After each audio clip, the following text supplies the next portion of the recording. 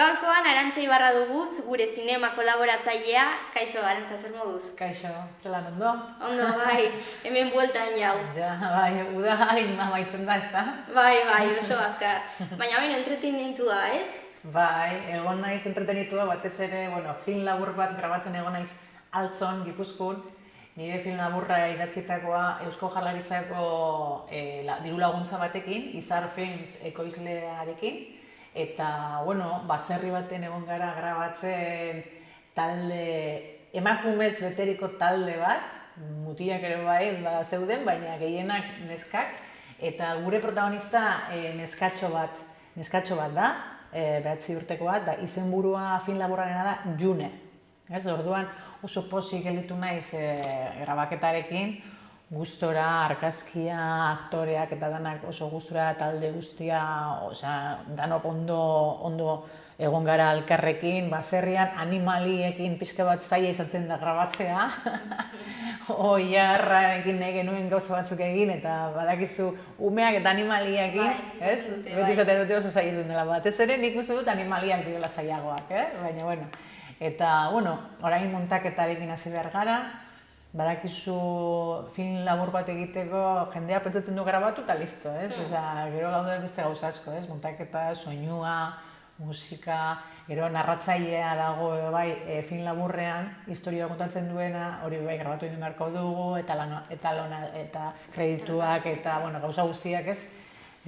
Faltatzen direnak, horre gauza guztiak orain txasi behar gara, ez? Postprodukzioarekin.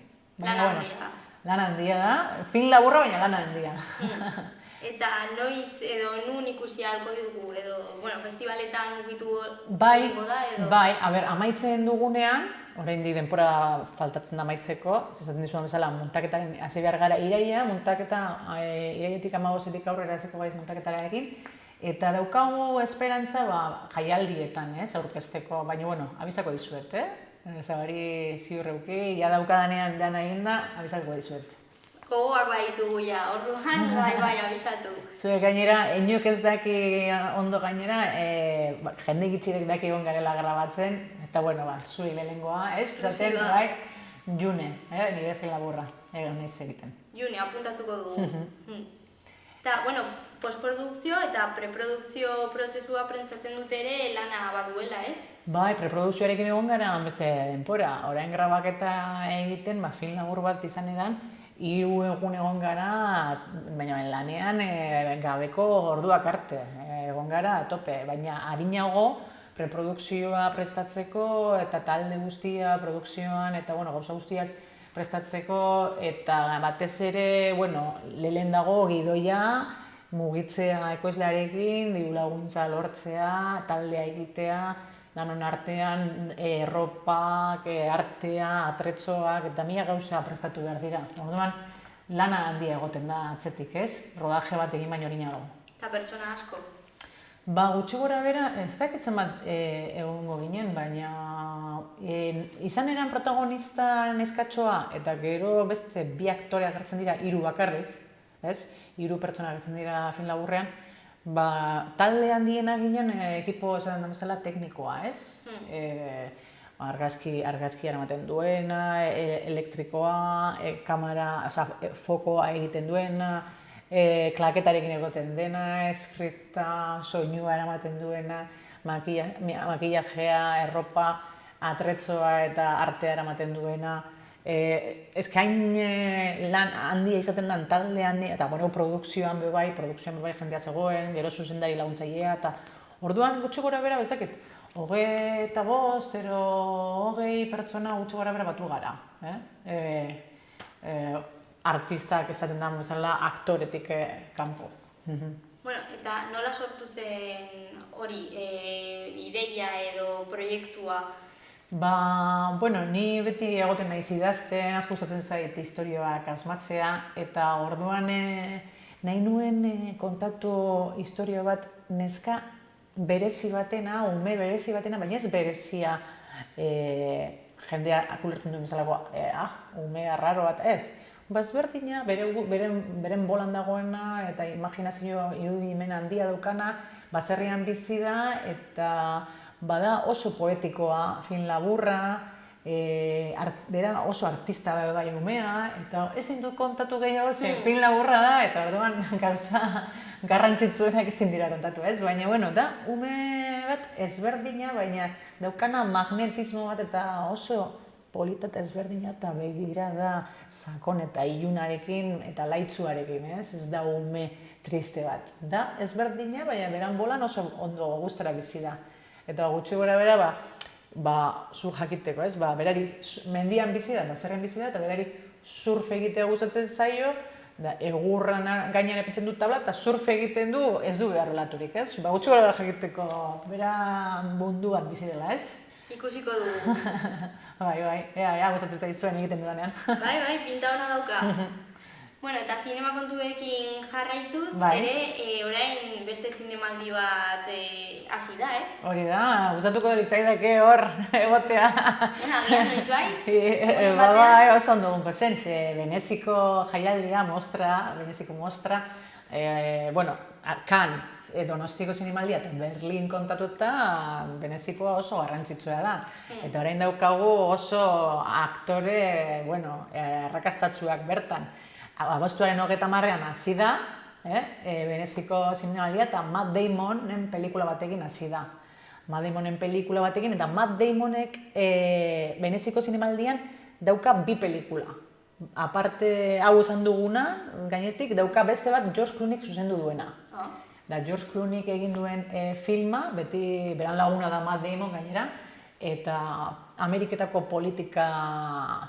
politikari buruz, bueno, sartzen dira politikarekin, ez? Pelikula asko daude Amerikako politikari buruz, zinemaldi honetan, orain aurten. Eta Matt Damon bezala daukagu Javier Bardem bai, beste 2 pelikula, beste film daukana Veneziko zinemaldian. Bat gainera da Fernando Aranoana, deitzen dela Lovin Pablo, Escobar, trafikantea, eta Penelope Cruz agertzen da bai pelikulan. Orduan, bat da hori, dagoela gure Espainiako zuzendaria Fernando Aranoa dago hor, eta gero daukagu beste pelikula bat berana, Jennifer Lawrence, badak zein den Juegos del Hambre eta egin dena, horrekin daukana, izan beran partenerra da Jennifer Lawrence, eta horrekin dauka beste pelikula bat, eta Aronofsky zuzendariarekin, hori bai sail ofizialean dagoela. Orduan, honek biak Matt Damon eta Javier Bardem esango dugu Veneziko zinemaldiko izango dela, ez? Izarrak. Izarrak, ze 2 pelikula daukate biak, eta orduan, ematen du beraiek dira garrantzitsuenak, ze, klaro, zinemaldiara joatera eta gainera 2 eukitzea, aurkezteko oso garrantzitsua da. Baina ez dira garrantzitsuenak. Garrantzitsuenak izango direnak dira Robert Redford eta Jane Fonda. Robert Redford eta Jane Fondak egin dute hainago 3 pelikula, hau laugarrena da, liburu bateko pelikula, liburu bat da, Amerikar bat, idazle bat, liburu amaituta gero, hil zena. Esan nahi zuen liburu bat idatzi, kantzerra minbizia zeukan, eta esan zioten, denporak itxi faltatzen zaiola, eta orduan berak esan zuen, batzuk esaten dute igual, nahiago dute joan bidaiatzera, edo ez daiz egitera, eta berak nahi zuen liburua amaitu, hil baino lehen, amaitu zuen, eta liburua eraman dute Robert Redford eta Jane Fonda, Netflix, badak izan da Netflixek hartu du hau pelikula originala egiteko Robert Redford eta Jane Fondaz. Orduan, hau pelikula izango da oso ona, ze biak daude berriro batuta pelikula honetan, liburu on batean oinarrituta, eta emango diote urrezko lehoia, bai batai eta bai besteai euran karreragatik. Normalean ematen dutena batai, ez biei emango diete. Orduan, nik uste dut, eurek izango direla izarrak, ez? Ja badire izarrak lehendik, baina eurei emango diote Jane Fondai eta Robert Redford emango diote lehoia. Eta zertaz doa pelikula hori? Berak gizonak nahi zuen kontau, beran bizitza. Gizon eta andra bat 70 urtekoak ero gehiago daukatenak, euran amodioa, eromagitamindua, eta gutxi beraz sartzen zoazen bitartean, zelan asko hitz egiten duten, eta honek bikoteak, hemen pelikulan Jane Fonda eta Robert Redford bakoitza alarguna da, eta Jane Fondak daki herrian Robert Redford bizi dela, da Robert Redford ez du ezagutzen asko, herritik ezagutzen du, badaki alarguna dela, eta denporak itxi faltatzen zaie eta nahi du ezagutu gehiago, ez? Eta orduan, beraien harremana da. Asko hitz egiten dutela, eta bueno, bera idazleak nahi zuen, beran bizitza pixka bat, ez? Beran emaztia oso ondo eramaten zen asko hitz egiten zuten, eta bueno, nahi zuen hori, ez? Pixka bat izan da, postumo bezala liburua utzi, ez? Deskripzio bat. Deskripzio bat, eta orduan nik uste dut polita izango dela, bera pelikula. Gainera Robert Redford eta Jane Fonda batera berriro ikustea, ez? Bai. Ondo, ez dakit. Eta gero, pena da, ze hemen zinemaldian Benezin, sail ofizialean ez daukagu emakumeen pelikularik. Bakarrik daukagu bat txinatarra amaieran, pentsatzen dut sail ofizialean amaieran emango dutena. Baina bakarrik bat, emakume bat dago bakarrik zinegilea sail ofizialean. Eta horre gauzak pixka bat faltan botatzen dira, ez? Bai. Ze, klaro, beti emakumeen zinea ematen du, ez dela existitzen bezala, bakarrik bat daukagu, eta txinatarra, ez?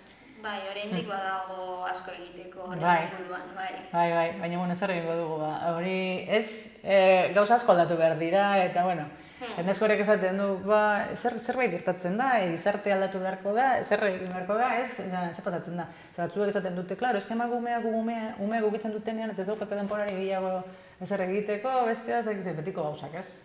Bai, esparru guztietan. Hori da, zine munduan asko mugitu behar direnak eta bidai asko egin behar dutenak eta bestera joan, eta ematen du oraindik ez dakit.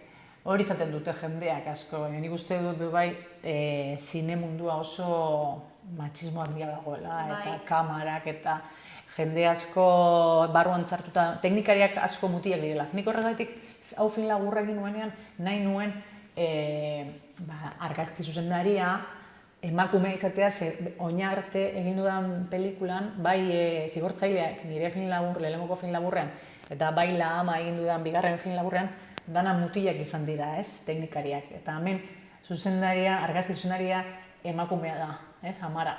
Eta bueno, oso ondo, pozik. Hasieratik aipatu duzu, gehiengoa. Horregatik, ezke nahi nuen gainera, nik ekoizlea be bai, emakumea da, Izaskun Arandia, emakumea da, eta bueno, ni oso pozik danok, gehienok garelako emakumeak, eta orduan, danon artean batu behar gara eta saiatu behar gara, ez? Aurrera joaten.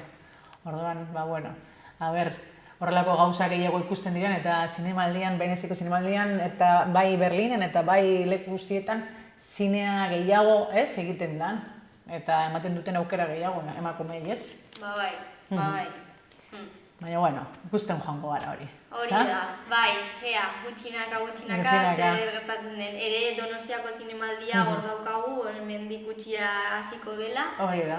Eta horren inguruan ere, aldakigu zerbait edo...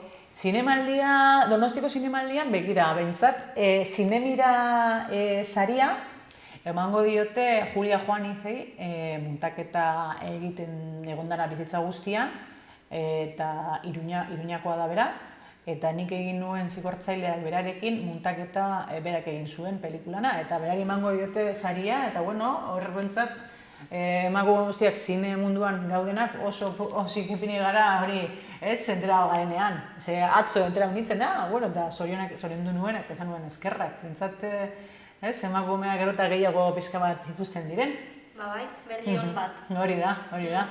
Eta, bueno, estreinaldiak eta bai daukago pixka bat, hor, ez? Estreinaldiak uda ez da izaten oso ona ematen du jende guztia beti ondartzara eta, ez, eta leku askotara joaten dalako, baina, bueno, badaude bai, estreinaldi batzuko itxura ona daukatenak. Bai, gaur estirala, bai. Gaur estirala daukagu estreinaldi batzuk, pixka bat denetarik daukagu, bai Ameriketatik, Espainiatik, Frantzitik, Georgia, bueno, denetarik daukagu pixka bat. Eta azteko daukagu Tom Cruise, ez? Tom Cruiseen pelikula, aspaldidanik ematen du akzioko pelikulak egiten duela bakarrik, akzioko pelikulak, eta ez dala beren, ez dala luzitzen ezaten da bezala asko aktore bezala, ez? Ba, hemen adibidez, bai, hemen Barry Seal, el trafikante, esaten dute, azkenean, bueno, hemen daukagu Tom Cruise, ez, aktore ona, demostratzen aktore ona dela, eta hemen pelikulan, Lobo Wall Street, Leonardo DiCaprio ikuste daukazu? Bai. Ba, gutxokra bera da, Lobo Wall Street bezala, bera gertzen dela denpora guztian, esaten da bezala, el caso Bourne naztatuta, ze zuzendaria da el caso Bourne egin zuena. Eta zuzendaria bera, Doug Liman da Tom Cruiseekin egin duela pelikula bat arinago eta ikusten denez ondo eramaten dira eta nahi dute pelikula gehiago egin.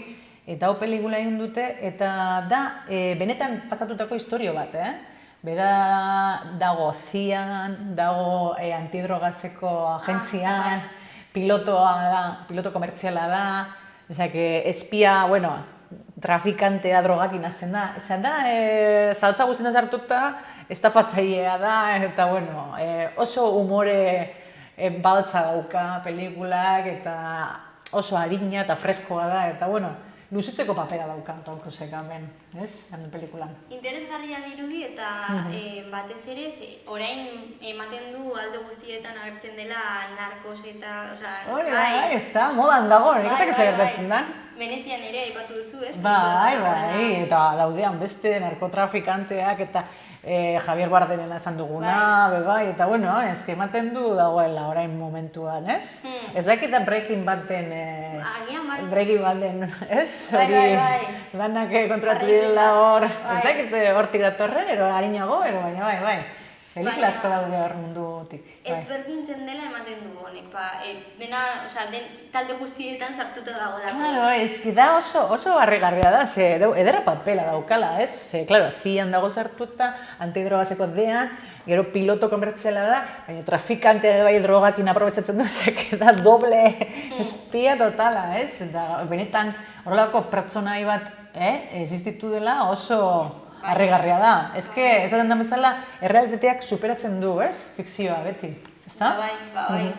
Nik hau gogoa daukat ikusteko hau Barry Seal, el trafikante, Bai, ni orain baita, bai. Bai, humore pixka bat baltza eta, bai, ikusten dute Tom Cruise hemen paperean. Bai, eta ea nola konpontzen den ere, batzukin eta beste. Bai, saltzan. Bai, ez da? Hori da. Eta gero, daukagu Amerikako esan dugun pelikula hontik beste pelikula ezberdin bat, Rennes hau adibidez, Georgiako pelikula bat da, eta ez daka zer ikusirik honekin, ze amengoaz, 80. hamarkadara, baina Georgia urzen barruan zegoenean, orduan, bebai benetan gertatutakoa da hau, ez? Baina zelan gazte batzuk batzen diren, hegazkin bat baitzeko, ihes egiteko komunismo, ez? Ze, klaro, daude kreston txartuta. Izan behar da pelikula bat oso thriller gogorra, gauza gogorrak pasatzen direnak, dauka argazki oso dotorea, pixka bat iluna eta itxura ona dauka hone pelikulak, Rennes. Ezberdin ez dauka zer ikusirik, serioagoa eta, bueno, gai bat oso, kontuz, badakizu urzeko, sovietiko hori garaia, oso gogorra izan zela, hori garaia esaten den bezala, ez da bat ere ikusteko ondo pasatzekoa, baizik eta egoteko, bezaulkian jarretan, nik uste dut, hasieran pelikula guazen dela danako ondartzan gazte guztiak, pixka poetiko, eta ematen du, zelako poetiko eta zelako polita, eta gero gauza txarrak azten dela pasatzen, ez? Eta orduan, izan behar da oso gogorra zelan, ihes egin nahi duten hortik, mundu on batera, eta zelan kostatuko zaien ihes egitea, eta zelan, baiketa bat egiten duten hegazkin batean, baina, klaro, dana tentzioan, ez? Bai, ezberdina, Georgiako pelikula bat gainera normalean zai izaten da, ez? Ikustea ez da normalea oizkoa, ez? Ba, igual Amerikarra, gehienak izaten dira, hemen bentsat Amerikarrak, igual Espainiako pelikularen bat, Frantziakoa, baina Georgiakoa, ez? Bai, ezberdina, bai. Bai, geroa daukagu, Espainiarrak azte bukaera honetan daukagu bi, baina bat ingeles egin dute. Ingeles egin dute. Victor Matellano zuzendariak egin du western bat, Parada en el infierno, baina ez da joan Ameriketara grabatzera. Hemen badakizu bakeroanak eta egiteko Almeria eta leku asko daudela hemen gertuan. Orduan egin dute hemen, baina ingeles grabatu dute, ze berak esaten du, berak zuzendariak esaten du, ez baduzula ingeles egiten, ez daukazula ezer egin beharrik. Hori esaten du berak. Western bat egiteko edo orokorrean? Orokorrean esaten du. Eta pizka bat errazoia badauka, ze hemen saltzeko pelikula bat, claro, ingelesak zabaltzen dizu mundu guztirako aukera, eta, baina, claro, horpe bai, nik uste dut, azpitituluak, kultura aldatu egin beharko zela. Eta pelikula guztiak egon beharko ziren.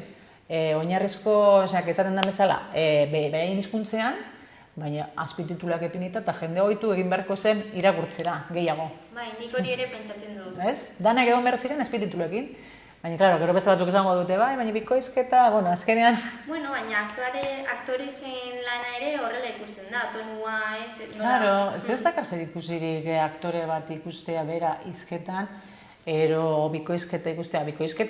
Bikoizketan asko lan egiten dutenak, hobetu egiten dute aktore askoren lanak. Ero beste batzuk, igual, txarto ez, askotan esaten dutenak, ostra, honek aktorek oso ondo lan egiten du, ze azentua eta dan aldatzen du, ez dakit bezuk zatezu, aldatuko du, baina ez dakigu, ez? Bai, claro. Orduan nik ikuste dut pelikula guztiak azpitituluekin egongo baziren, honek gauzak, ez? Euskeraz egiten duzu filma eta listo, eta azpititulua ingeles epin eta listo. Gainera, hori hemen egiten den zerbait da, ez? Normalean beste herrialdeetan horrela egiten da. Bai, ezke Danimarkan adibidez, Danimarkan azpititulak dana mundu guztiak irakurtzen egoten da, eta horrez dago arazorik horrelako gauzak. Ezke nik uste dut iparraldean, Europako iparraldean, hobeto horrezentzuan asko hobeto daudela. Aurreratuagoak daude, askotan, baina adarrik ikasten dugun.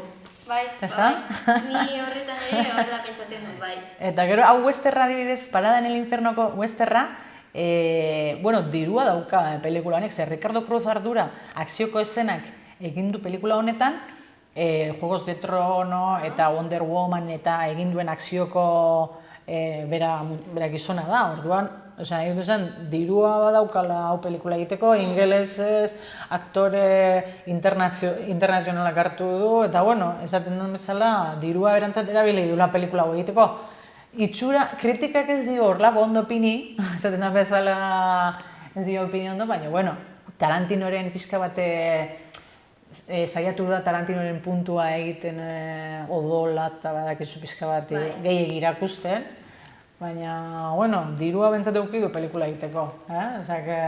Orduan, produkzio espainiarra dauka, baina bakarrik hemen grabatu delako. Produkzioa espainiarra dauka, zuzendaria bai. Baina gero aktoreak eta dana dira internazionalak.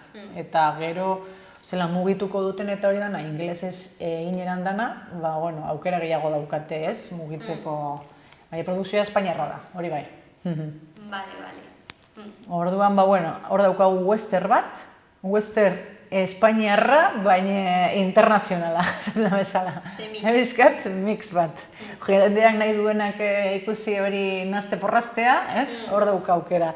Eta gero daukagu Frantziatik datorrena, Los Casos de Victoria, hau emakumea da zuzendaria, Justine Triet, ez dakit zelan esaten da frantzez, zenik ez dakit frantzez, baina honek emakumeak dauka estilo berezia filmak egiten, eta adibidez pelikula hau protagonista da emakume bat, eta bere bizitza alaba bidauka, abokatua da, honek emakumeak danetarik egiten dutenak, defendatu behar du bere lagun bat, beren lagunak esaten du bere bikoteak nahi zuela bera hil, eta testigua txakurra dela bakarrik. Pizka bat da komedia, pizka bat kaotikoa, baina dana ondo eraman da, esaten da bezala, dauka elkarrizketa argiak, oso elkarrizketa argiak dauka, sexuagatik hitz egiten dute asko, baina ez da ikusten, bere terapeutarekin sexuagatik hitz egiten du, beran exak beragatik hitz egiten du sexuagatik, lagunakin sexuagatik asko hitz egiten dute, baina ez da ikusten, ez? Baina da oso argia eta elkarrizketa onak, Eta gero berak zuzendariak esaten du, adibidez, pelikulan sartu duela, satximino bat, animali bat sartu duela, eta berak esaten du, sartzen baduzu animaliak, umeak, aktoreak ez direna profesionalak, absurduak direla, eta orduan ematen diotela pelikulari pixka bat punto komikoa, hori zaten du berak. Eta, bueno, egia da, zu komedia bat ikusten bazu, eta ikusten bazu derrepente tximino bat, eta... Bai, ere pinta hona dauka, ere. Bai, itxura nauka, eta gero, epaimaian daudenean, berak esaten zuen, lehenengoko pelikula egin zuenean, ez zeukan dirurik pelikula egiteko, ez? Eta orduan, zelakoa nahi duzu horma izatea, urdina, gorria, da, bueno, urdina dago, horrela utzi behar dugu, ez daukagu dirurik egiteko, ez. Baina hemen aukeratu egin du, hormaren kolorea, eta de repente epaimaian atzean ikusten duzu gorria, ez? Eta oso arraro gelditzen da, ez? Bai. Daudean oso serio eta, ez? Abokatua, defentsa, bestia, ez? Bueno, eta gorri dana. Koherentia da, ze dena ematen du izango dela pixka. Bai, dauka punto hori, ez? Baina, bueno, baina argia. Ze, komedia asko daude, direna pixka bat kaotikoak eta hori dana, baina gero dana kaotikoa dela, ez? Honek dauka, ez? Dauka beren zentzua, beren, ez? Elkarrezketa argiak eta ondo lotuta dago, eta pertsonaiak oso ondo zehaztuta daude. Nunek itxura hona dauka niretzat, bai. Bai. Niretzat, hau, eta Tom Cruisena, oso punto daukate, ez, freskoa. Bai. Ezta? Bai. Punto freskoa daukate. Georgiakoa ere... Bai, dori, ja, seriotasuna, ja, beste punto baten, bai.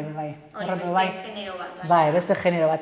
Baina, adibidez, daukagun beste bat, dokumental bat, un tango más, hori adibidez, argazki batakar, musika, sensibilitate handia dauka, da, bikote bat, beraien, benetakoak dira, beraiek tangoa, egin zutenak, kriston irautza egin zutenak tangoari eta genero aldatu zutenak, ez, dira, gizon bat eta emakume bat maitemindu egin ziren, tangoa zen dira dantzan, 50 urte egon ziren elkarrekin, eta gero banandu egin ziren. Eta bakoitza gero joan zen, beran lekutik.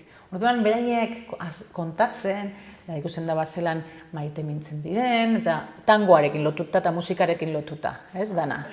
Eta ikusten baduzu irudiak eta, bueno, oso dauka, aparte de dago, Wim Wenders ekoizlea da, pelikula honetan Pina egin zuena dokumentalan, dantzena eta bebai, eta daki ondo eramaten horre gauzak. Orduan dauka oso itxura hona honek ere bai, Beste era batera, dokumental bat, ez? Niri dokumentalak gero eta gehiago gustatzen zait. Niri asko gustatzen zaizkit. Bai, ez da? Gero eta gehiago gustatzen zait, bai? Bai, ze gainera, batzutan fikziozkoak dira ere. Karo, bai, hemen adibidez, naiz eta benetan gertatutako izan, ematen du, pelikula bezala, ez? Mutila eta neska ezagutzen dira. Gero dantzan hasten dira eta gero banandu egiten dira. Osea, da historia bat dagoa, ez? Horratzean. Naiz eta kontatzen joan bakoitza beran testigantzak eta ikusi dantzan eta, bueno, pixka bat artistikoagoa da, pelikula artistikoagoa da, musika, dantza eta argazki hona daukalako, ez? Baina, itxura oso hona dauka honek, Bai. Bai, niri ere erakarri dit, bai. Gero galdetuko dizut, danetatik zein gustatuko ez? Litza izuna ikustea. Azkenik, daukagu, La niebla y la doncella, beste espainiar bat, hau trailerrak eta asko daude, ez, ematen honei buruz. Eta hemen adibidez, liburu, Lorenzo Silvaren liburu batean dago oinarrituta, Andres Coppel da zuzendaria, eta daukagu Kim Gutierrez, Aura Garrido, Veronika Etxai, ezagunak aktoreak, espainiarrak, eta hemen hilketa bat egon da, politiko bat da, esaten damena sospetxosoa, eta gazte bat hilda, eta gomerara joaten dira, guardia zibilak dira eura protagonistak, zelan ikerketa egitera horri buruz, ez? Orain dela 3 urteko hilketa bati buruz, eta berriro ateratzen dute, politikoa dagoelako hor sartuta, eta, esaten dugun bezala, thriller bat, sexua, eta gauza ilunak, eta gauza, ez, nazte porrazte bat hor dago. Ez dakite, batzuk esaten dute, buruik eta hankaik ez daukala, beste batzuk esaten dute, tentsioa mantentzen duela horria, bakoitzak esaten du gauza ezberdinak. Ez dakit, nik danetatik gehiago atentzioa ditzen dit Los casos de Victoria adibidez, ero dokumentala, ero Rennes, ero Tom Cruisena, ez adibidez, zuri? Bai, ni, Los casos de Victoria ere hori atentzioa asko aditu dit. Bai, ez da? Bai, baina bakoitza dauka bere. Bakoitza dauka bere puntua, ez? Bai. Eta adibidez azkeneko hori, ez da gitzergatik deskribatzen ari zenuen bitartean, ni neukan buruan pixka bat, El guardián invisible. Niebla, thriller, ez dakit. Claro, bai. Ez dakit. Eta gustatu zitzaizun... Bai, ondo dago, bai. Bai, askotan, segun zelako generoa gustatzen zaizun eta, pixka bat tentzioa, eta niri thrillerak eta gustatzen zaigu, bai, thrillerrak ondo egin daudenak eta tentzioa, baina, hor kasuan garrantzitsu izaten da gidoia zelan dagoen eginda, ez? Hemen ez dakit adaptazioa ondo egingo zuten, ero ez? Liburuari hori ez dakit, ez? Baina, klaro, azten diren ez duten, ez dauka buruek eta hankak ez dauka tentzio hori, batzuk zaten datu eta batzuk zaten datu, bai, horregaitik ikusi egin behar da, ez? Jakiteko. Bai. Erreza da esatea, ez? Eta ematen du gainera hemen gertuan egiten dutenak, beti, ez? Txarrak direla. Bakarrik onak dira kanpokoak, ezta? Bai, topiko hori edo pentsakera prejuizio ezakit. Bai, danok ematen du, hau ez da, eta hemen bai gauza onak egiten dira, bai. Bai. Aukera eman behar da, bai, ez? Bai, hori da. Izan ere, bai, eske Donostiako zinemaldia ere ez da egiten hemen kasualitatez. Claro, hori da. Ere, sariak ematen dizkiete kanpoko. Kanpoko, bai. Baina azkenean ere hemengo zinemarako bultzada bat da. Claro, bai, orain dela gutxi hasi dire ja hemengo pixka bat bultzada ematen, ze orain arte ematen du egon direla beti kanpora gehiago begira, ez? Da, ja gutxuk apurka hemengoak ere, bai, ez? Badoaz egiten bere bidea. Hor daukagu estreinaldiak, eta hori, Veneziako zinemaldia ere hor. Joango gara ikusten abertzak gertatzen den. Bai. Zeinek irabazten duen. Hori da. Veneziako zinemaldian daukagu Guillermo del Toro, sail ofizialean, esaten duela, jaialdiko zuzendariak esaten duela, dala Guillermo del Toro filmerik onenetarikoa. Orduan, Guillermo del Toro oso ona da, El laberinto del fauno, eta badakizu, eta hor dago bai sala ofizialean. Aber zeinek irabazten duen. Egongo gara, prestan. Hori eta zure pelikularekin ere. Jungan ez kontatzen, zelan duan. Eskerrik asko, Arantza. Zuei. Beti bezala. Bueno, erarte. Erarte, bai. Agur.